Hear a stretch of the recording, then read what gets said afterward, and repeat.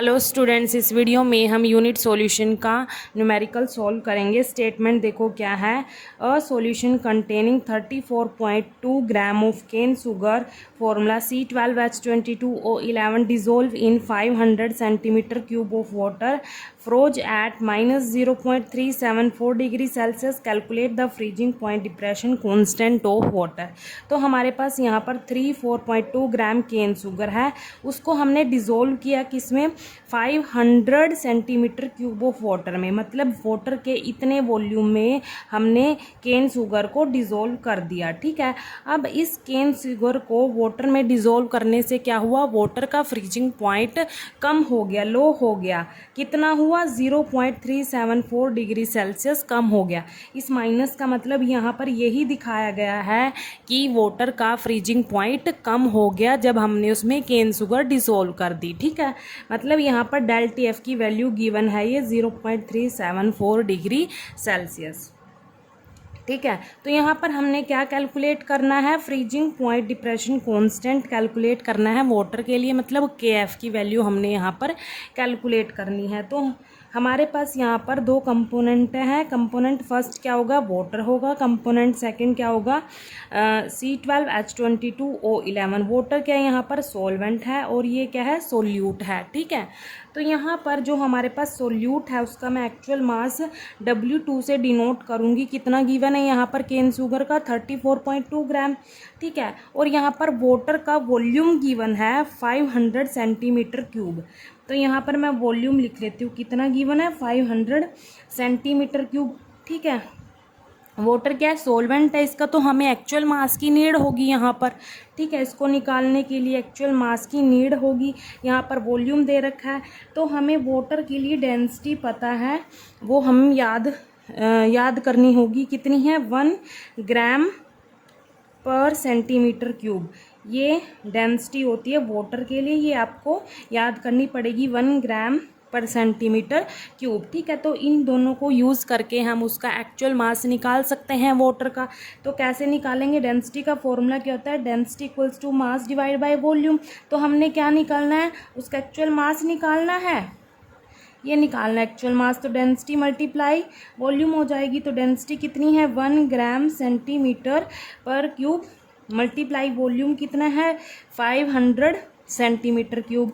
ये centimetre cube से centimetre पर क्यूब कैंसिल हो जाएगा। तो हमारे पास जो इसका एक्चुअल मास है कितना आएगा, 500 ग्राम आ जाएगा। मतलब ये किसकी वैल्यू आई हमारे पास, W1 की आई। जो इसका एक्चुअल मास है ना वाटर का, वो मैं W1 से डिनोट करूँगी। तो कितना आ गया, 500 ग्राम आ गया। ठीक है, इसको मैं केजी में कन्वर्ट कर लेती हूँ। केजी में कैसे कन्वर्ट करेंगे, इसको 1000 से डिवाइड करेंगे तो ये केजी में कन्वर्ट हो जाएगा 0.500 केजी। क्यों किया केजी में कन्वर्ट ये, क्योंकि जो केएफ की वैल्यू आती है उसकी जो यूनिट होती है उसमें केजी होता है, इसीलिए हमने ये केजी में कन्वर्ट कर दिया। आगे जैसे जैसे न्यूमेरिकल सोल्व करेंगे आपको पता चलता जाएगा क्यों किया हमने ये केजी में कन्वर्ट। ठीक है, अच्छा हमारे पास ये W1 W2 आ गया। उसके बाद हम जो सोल्यूट का मोलर मास होता है वो निकाल लेते हैं। क्या फॉर्मूला है, C12H22O11। ठीक है, ये तो हमने क्या कैलकुलेट किया, ये तो W1 कैलकुलेट कर लिया था। ठीक है, यहाँ पर इसका M2 क्या होता है, मोलर मास ऑफ सोल्यूट। तो यहाँ पर कार्बन कितने हैं, 12 हैं, और इसका जो एटॉमिक मास होता है वो 12 होता है कार्बन का, प्लस हाइड्रोजन 22 प्लस ऑक्सीजन का एटॉमिक मास 16 मल्टीप्लाई कितने हैं, 11 हैं। इनको हम सोल्व करेंगे तो कितना आएगा हमारे पास, 144 प्लस 22 प्लस यहाँ पर ये 176, इनको ऐड करेंगे तो कितना आएगा, 342 ग्राम पर मोल आ जाएगा। ठीक है, ये हमारे पास M2 की वैल्यू भी आ गई। अब क्या करना है हमने, जो हमारे पास ये डेल्टा एफ की वैल्यू गिवन है, जो ये इसको हम कैल्विन में कन्वर्ट करेंगे। ये भी कैल्विन में क्यों कन्वर्ट करेंगे, क्योंकि जो के एफ की वैल्यू आती है उसकी यूनिट क्या होती है, कैल्विन केजी पर मोल होती है, कैल्विन में होती है उसकी यूनिट, इसीलिए हम इस सेल्सियस को कैल्विन में कन्वर्ट कर लेंगे। तो डेल्टा एफ क्या था हमारे पास, ये था 0.374 डिग्री सेल्सियस था। इसको हम केल्विन में कन्वर्ट करेंगे तो सेम यही वैल्यू आएगी केल्विन में भी। क्यों आएगी, इसको हम एक एग्जांपल से समझेंगे। जैसे देखो यहाँ पर अगर हमारे पास मान लो इनिशियल जो टेम्परेचर है वो 4 डिग्री सेल्सियस है। मान लो हमारे पास ये इनिशियल टेम्परेचर है 4 डिग्री सेल्सियस, ठीक है। मान लो सोलवेंट का है, ये प्योर सोलवेंट का। जब उस सोलवेंट में किसी सोल्यूट को ऐड कर देते हैं तो उसका जो फ्रीजिंग पॉइंट हो जाता है वो क्या होता है, कम हो जाता है फ्रीजिंग पॉइंट। मान लो जो फाइनल टेम्परेचर आएगा वो कितना आया, 2 डिग्री सेल्सियस आ गया। अगर हमने अब इनका डिफरेंस निकालना है, मतलब अगर डेल टी एफ की अगर हम वैल्यू निकाल लें तो क्या आएगा इनका डिफरेंस, 2 डिग्री सेल्सियस आएगा, ये आएगा इनका डिफरेंस। अगर इन्हीं टेम्परेचर को अब हम केल्विन में कन्वर्ट करके डेल टी एफ की वैल्यू निकालेंगे तो क्या होगा, देखो डेल टी एफ, पहले इसको हम केल्विन में कन्वर्ट कर देंगे तो क्या करना पड़ेगा, केल्विन में कन्वर्ट करने के लिए 273.15 को ऐड करना पड़ेगा इसमें, तब जाके केल्विन में कन्वर्ट होगा। ऐसे ही इसको पहले केल्विन में कन्वर्ट कर लेते हैं, ठीक है। इनको हम देखो ऐड करेंगे 277.15 केल्विन माइनस 275.15 केल्विन, इनका जो डिफरेंस आएगा वो कितना आएगा, 2 केल्विन आएगा। मतलब जो डेल टी एफ की वैल्यू है वो सेल्सियस और केल्विन में सेम आती है। डेल टी एफ की वैल्यू सेल्सियस और केल्विन में क्या होती है, सेम होती है। इसीलिए मैंने यहाँ पर जो डेल टी एफ की वैल्यू हो वो केल्विन में भी सेम रखी, ठीक है। तो ये हमारे पास डेल टी एफ की वैल्यू हो गई। अब क्या करेंगे हम, अब देखो यहाँ पर हम फॉर्मूला लगाएंगे। फॉर्मूला कौन सा लगेगा, डेल टी एफ होता है जो वो किसके इक्वल होता है, के एफ मल्टीप्लाई स्मॉल एम, ठीक है। डेल टी एफ क्या है, डिप्रेशन इन फ्रीजिंग पॉइंट, और जो के एफ है वो क्या है, फ्रीजिंग पॉइंट डिप्रेशन कांस्टेंट है, और जो स्मॉल एम है वो क्या है, मोलालिटी।